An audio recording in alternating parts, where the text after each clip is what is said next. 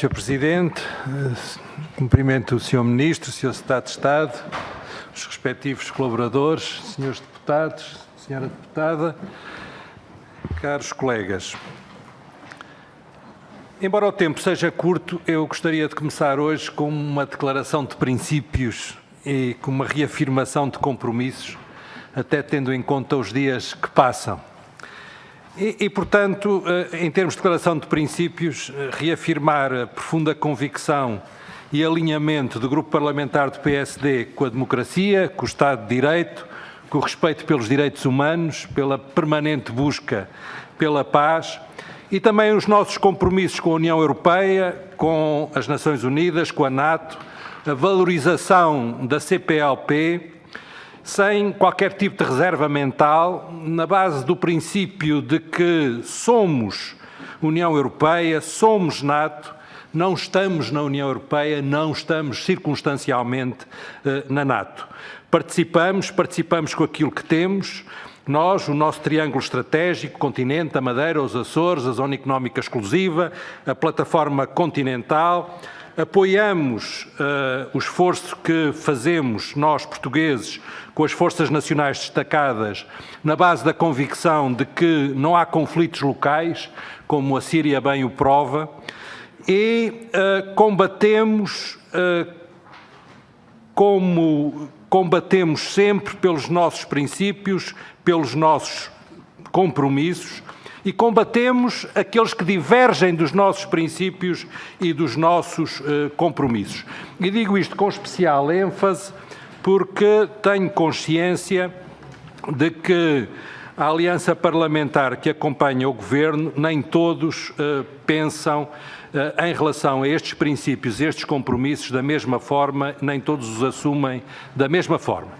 E agora, em relação às perguntas, Sr. Ministro, que obviamente estão interligadas com esta declaração de princípios e com estes compromissos, e depois, não ignorando já as questões que foram postas na primeira ronda, têm a ver com a União Europeia, com a estratégia global da União Europeia, nomeadamente com a sua componente de segurança e defesa, têm a ver com a NATO e com as conclusões finais de Varsóvia, tem a ver com a declaração conjunta que saiu de Varsóvia entre a União Europeia e a NATO, que estimula a articulação e a conjugação entre a União Europeia e a NATO, e acho que logicamente, racionalmente não pode ser de outra forma.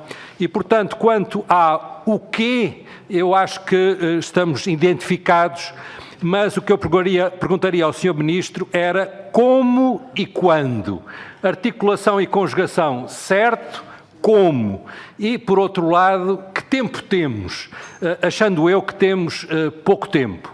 E também pediria ao Sr. Ministro que abordasse a questão das cooperações estruturadas que se desenham em relação a alguns Estados e se é admissível que essa cooperação estruturada seja só para alguns ou se deve ser para todos os que queiram nela participar. Ou seja, essa articulação de vários Estados-membros da União Europeia na área da defesa vai ser uma articulação entre a Alemanha, a França, a Itália e a Espanha, ou vai ser mais alargada e, se nomeadamente Portugal, obviamente considera ou não estar englobado.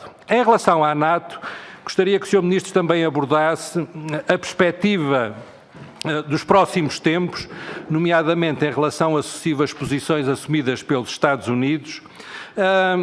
Como é que devemos encarar a Rússia, acrescentando eu que para nós a Rússia é uma ameaça real, não é algo circunstancial, e não me refiro só à Ucrânia, refiro-me nomeadamente a questões de cibersegurança e ataques nessa área, e a influência em campanhas eleitorais internas de outros países, e não é só nos Estados Unidos.